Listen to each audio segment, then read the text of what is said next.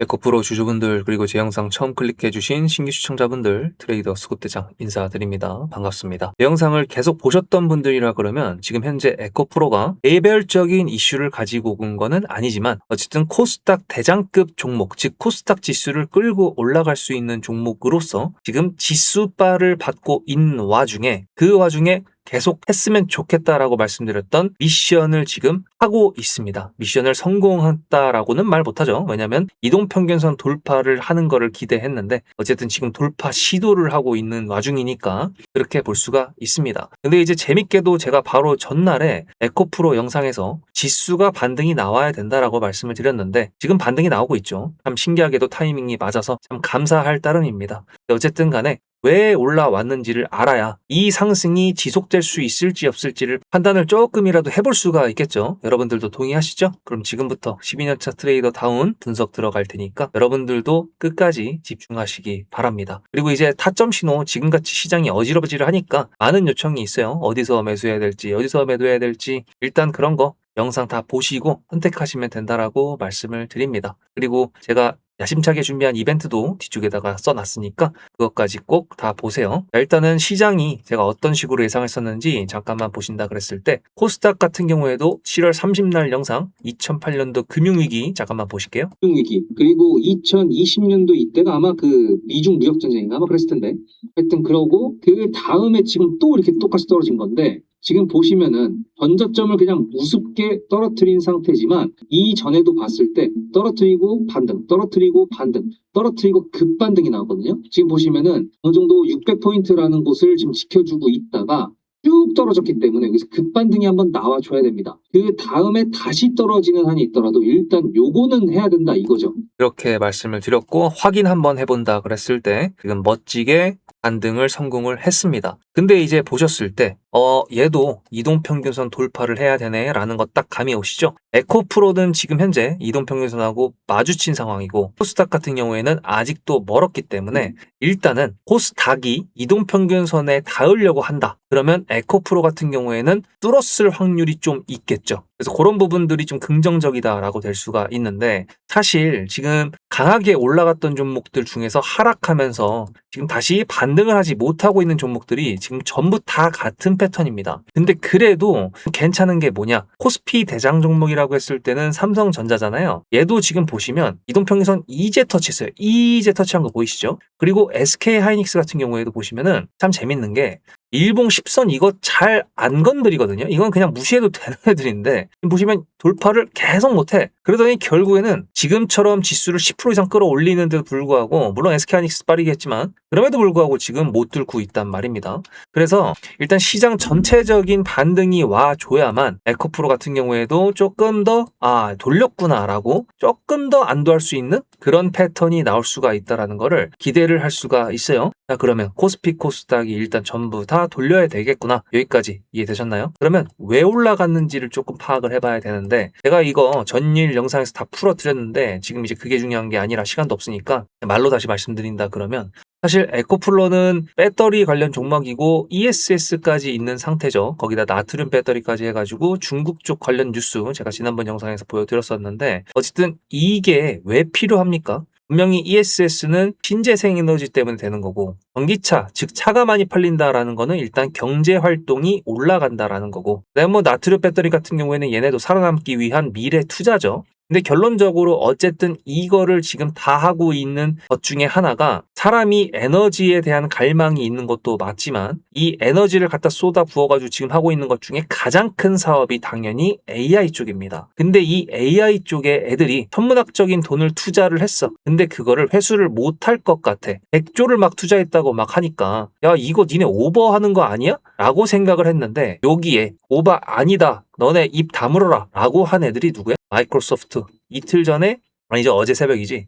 어제 새벽에 177조를 벌어왔다라는 거를 보여주면서 그리고 삼성전자나 SK하이닉스 같은 경우에는 솔직히 마이크로소프트나 이런 애들이 많이 사줘가지고 그런 거죠. 주문이 엄청나게 많이 들어왔었으니까. 그래서 일단은 실적은 전부 다 좋아. 근데 이제 그 전부 다 좋은 데에서 구멍이 하나 있다 그러면 현금 흐름입니다. 지금 일단은 실적을 보여줬으니까 나갔던 현금에 대해서 실적으로 되돌려 받을 수가 있구나. 당연하죠. 주식에 우리가 왜 투자합니까? 돈 많이 벌고 있는 기업들한테 투자를 하는 거니까. 근데 그 부분이 지금 명확하게 빅테크 기업들 중에서 다 나왔단 말이에요. 자, 그러면 저는 그거죠. 에코프로처럼 지금 지수를 견인할 수 있는 종목, 딱히 뉴스 없어도 올릴 수 있는 종목이기는 해요. 근데 이 시장의 반응이, 이 시장의 현재 해석이 상방으로 지속될 수 있느냐 없느냐를 보기에는 아직까지는 판단 금물이라는 걸 말씀드리고 싶은 겁니다. 지금 나스닥을 잠깐 볼까요? 이거 나스닥 선물인데 급반등 나와야 된다라고 했었던 120선 거기에서 지금 반등이 나온 거는 맞아요. 근데 나스닥도 지금 보시다시피 20선을 돌파를 해야 되고 여기를 돌파하면 위에 60선도 있습니다. 그리고 지금 다음 주까지 했었을 때 뭔가 이렇게 신경 쓸 만한 그런 이슈는 없어요. 뭐 채권이나 아니면 지표 관련된 내용은 있지만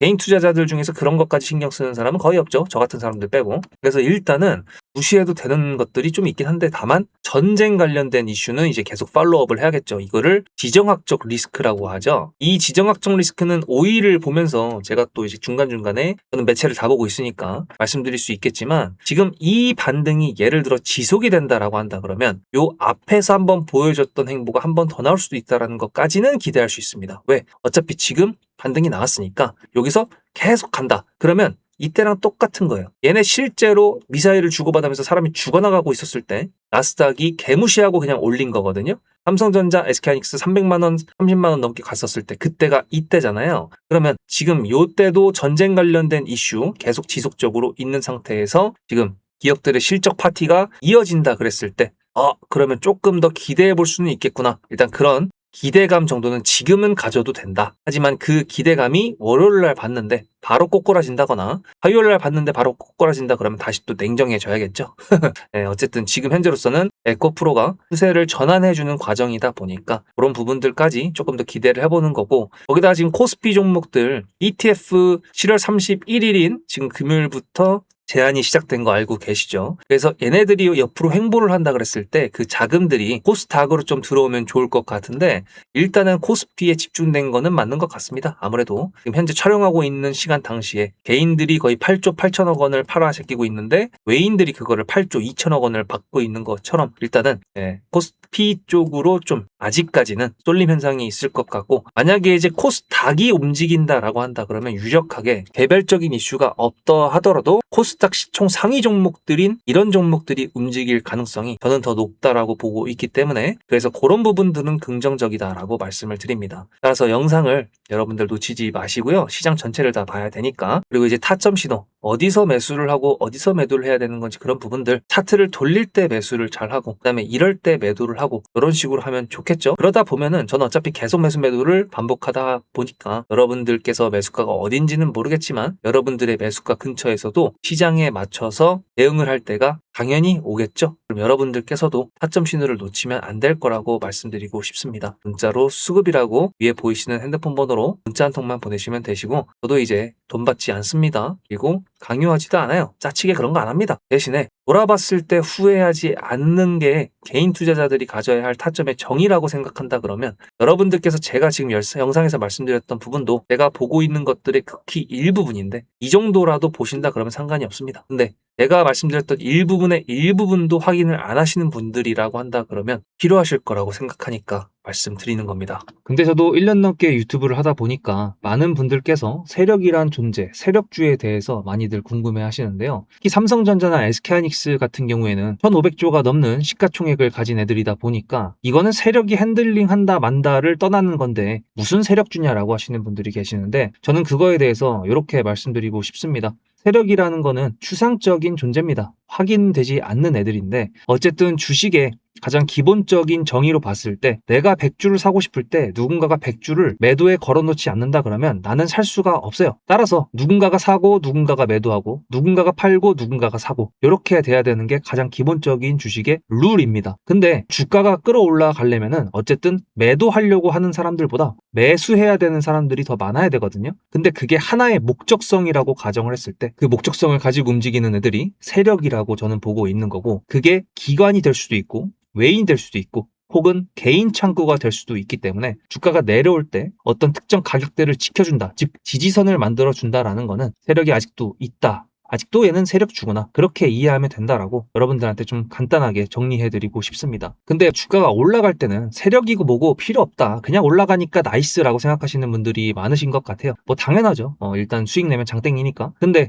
주가가 내려올 때에는 이거 세력이 나간 거다. 세력이 없다. 이렇게 말씀하시는 분들이 많이 보이더라고요. 당연히 손실권이니까 그럴 수 있다라고 생각하지만 저는 여기서 여러분들한테 역발상을 한번 제안드리고 싶습니다. 예를 들어 세력이 정말 띠껍다, 짜증난다라고 한다 그러면 이 세력이 만들어주는 주가를 올려주는 패턴에 맞춰가지고 내가 매매를 하는 거는 어떨까요? 삼성전자 차트를 약간 보시면은 보시다시피 상승 추세를 타다가 흔들어 제껴요. 개미들 터는 겁니다. 상승 추세를 만들어요. 개미들 텁니다. 차익 실현도 나올 수가 있겠죠. 왜? 그 다음에 흔들어 제낀 다음에 더 올라가는 게 아니라 밑으로 내려왔으니까. 이런 식으로 추세를 타고 이동평균선 위에서 정배열의 형태로 우상향으로 갈 때는 매도를 준비하는 게 맞는 거고요. 아니면은 언론을 비롯한 개인 투자자들이 전부 다 막 열광하고 환호할 때 매도 타이밍이라는 거 지금 돌아보니까 약간 이해가 되시죠? 저는 그래서 이 세력이라는 존재, 세력주라는 거를 남들이 욕을 하고 뭐라고 하더라도 제 영상을 일단 보신다거나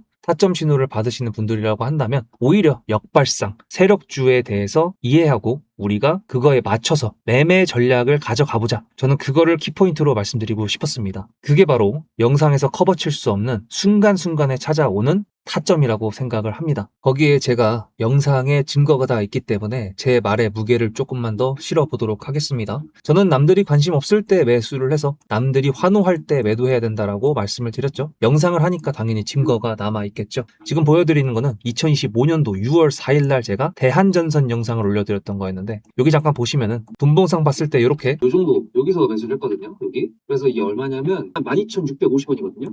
12,650원 2025년도 6월 4일입니다. 그럼 거기가 어디냐면은 여기입니다. 여기. 그리고 그 다음부터 500% 넘는 수익. 혹시 거짓말이라고 생각하시는 분들이 계실 수도 있으니까 제가 보는 유튜브 스튜디오에서 영상 개수만 보여드릴게요. 이 스크롤 보실래요? 쭉쭉 넘어갔을 때 계속 있습니다. 그죠? 대한전선 계속 있죠? 계속 있어요. 이게 다 1년 넘게 제가 촬영했었던 종목 그 영상 개수입니다. 그럼 이것만으로 좀 부족하다. 삼성전자는 그럼 했었냐? 라고 하신다 그러면 이건 삼성전자 3월 11일 영상입니다. 여기서 제가 이렇게 말씀드렸어요. 그날 바로 매수를 보내드려가지고 보시다시피 17만 원이라는 매수가가 생겼고 수익 이렇게 말씀을 드렸죠. 3월 9일이면 여기입니다. 그리고 그 뒤로도 역시 수없이 많은 삼성전자의 영상들 다 확인이 되셨나요? 자, 그러면 어느 정도 여러분들께서 제 말에 신뢰를 가졌다라고 생각을 하고 구독자 이벤트에 대해서 좀 말씀드려 보도록 하겠습니다. 여러분들께서 아실지 모르겠지만 보시다시피 2026년도 1월 22일 날 제가 이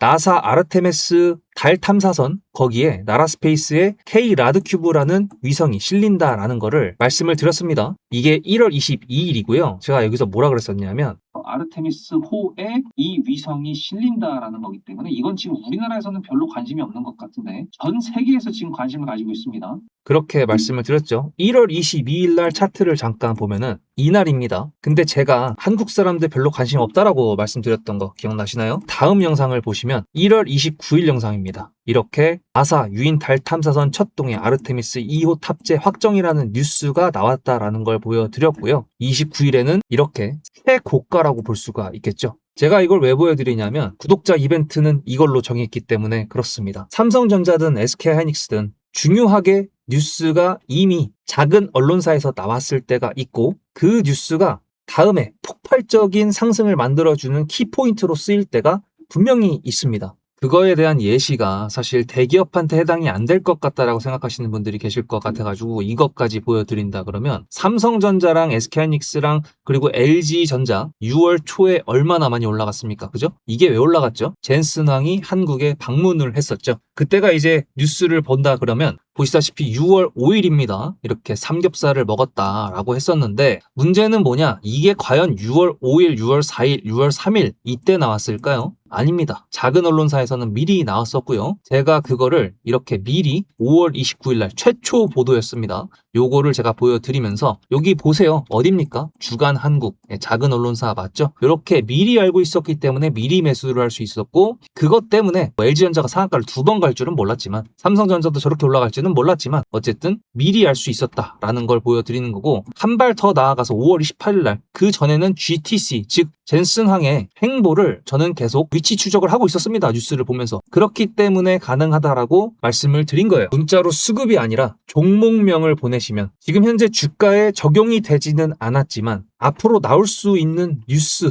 그거를 캡처해서 보내드릴 겁니다. 근데 그 뉴스는 어떤 종목을 가리키고 있겠죠. 그러니까 제가 수급이라고 보내는 것 말고 종목명으로 보내시라고 말씀을 드리는 겁니다. 영상을 놓치더라도 뉴스와 종목을 보내드린다 그러면 그거는 안 놓치시겠죠. 야심차게 준비했습니다. 그리고 구독자 인증을 하라고 해도 뭐 구독 취소하면 그만이잖아요. 그래도 저는 12년차 트레이더라는 그리고 영상에서 여러분들한테 정말 주가의 중요한 내용들만 골라서 말씀드린다고 스스로 자부합니다. 그만큼 노력도 하고 있고요. 제가 얼마 전부터 주변 지인들한테 정보 과부하시대라고 말씀드리고 있어요. 키포인트가 될 수 있는 주가에 영향을 줄 수 있는 그런 뉴스들만 기억해 놓으시면 되기 때문에 어차피 제 영상 보셔서 아시잖아요. 거시경제부터 국제 흐름에다가 지정학적 리스크까지 전부 다 보고 있습니다. 이걸 다 영상에서 말씀드릴 수도 없기 때문에 이렇게 결정을 한 거고 그 캡처본을 받으시는 분들이라 그러면 나중에 그 뉴스가 상승으로 올라가게 만들었던 기폭제 역할을 했다라는 거를 신기하게 경험하실 수 있게 되실 거라고 저는 말씀드리는 겁니다. 그러면 이제 메인 종목으로 다시 돌아가 보도록 할게요. 자, 그럼 에코프로에 지금 현재 보면은 생각보다 많이 들어오긴 했어요. 외국인하고 이제 기관들 봤을 때 어느 정도의 수급적인 측면이. 자, 그러면 이 수급적인 측면이 아까 전에 말씀드렸던 것처럼 좀 더 여유롭게 가게 되려면 어떤 놈들이 매수를 했냐라고 했었을 때 조금 반갑지 않은 놈이 보이기는 합니다. 모건 스탠리. 얘네는 단기적으로 하는 애들이거든요. 만약에 여러분들 중에서 제 영상을 보시는 분들 중에서 에코프로 단기적인 반등을 보고 단타 치려고 들어오셨다라고 한다 그러면 저 모건 스탠리가 매도하고 나갈 때쯤에 아마 7, 8%짜리 캔들이 나올 겁니다. 만약에 이제 장이 더 좋아가지고 금요일날 같은 장에 이렇게 막 올라가 준다면은 뭐 땡큐겠지만 이게 아니라 그러면 이 정도 사이즈의 캔들이 나왔을 때 여기에 모건 스탠리의 매도가 아마 잡히게 될 거예요. 얘네 원래 5에서 7% 정도 단타 뛰기 한 애들이라서 그렇게 말씀을 드리는 겁니다. 얘네 친구들이 몇 명 더 있거든요. JP 모건 서울이나 메릴 린치 이런 애들도 있는데 어쨌든 지금은 현재 모건 스탠리만 보이고 있으니까 말씀을 한번 드려봤습니다. 지금 에코프로 여러분들 가지고 계신 지 오래되셨을 겁니다. 지금 여기서 다시 매수하셨다라고 한다 그러면 말씀드렸던 그런 코스닥의 반등 그런 부분들을 영상을 보시고 하셨는지는 모르겠지만 어쨌든 잘 매수하셨으니까 잘 매도하는 거에 집중을 해봐야겠죠. 얘 아직 유상증자 관련된 이슈 정확하게 해결된 거 아니라는 거 기억하셔야 됩니다. 이슈라는 거 사람들이 가끔가다 잊고 살고 자기가 생각했을 때는 중요하지 않는 것 같은데 12년차 트레이더란 사람이 얘기를 하는데 내가 생각했을 때 아닌데? 라고 그냥 넘어가는 것들이 많이 있습니다. 물론 제가 말씀드린 것들 중에서 그냥 넘어가는 것들도 있을 수 있겠죠. 하지만 거의 아닐걸요. 왜냐하면 제가 거의 핵심 내용들만 말씀을 드리기 때문에 그렇습니다. 그래서 문자로 수급이라고 꼭 보내셔서 타점 신호 놓치지 않으셨으면 좋겠다고 말씀드리는 겁니다. 010-7666-8354 그리고 이제 에코프로 같은 경우에는 뉴스를 달고 나오는 경우가 있어요. 근데 말씀드렸다시피 작은 언론사부터 나오기 때문에 일단 그런 부분들 에코프로라고 적어서 보내시면 된다라고 말씀드립니다. 일단은 지금 이 상승장을 좀 즐기겠습니다. 어찌됐든 뭐 밀린다고 하더라도 하락장으로 전환되는 정도는 아닐 테니까 일단은 이 상승장을 즐기되 어쨌든 상승의 폭은 제한된다라는 거를 일단 우리 마음속에 가지고 있어야 나중에 지수가 다시 꺾일 때에도 냉정해질 수 있다는 거 한번 말씀드립니다. 다음 영상에서 뵙겠습니다. 승급대장이었습니다.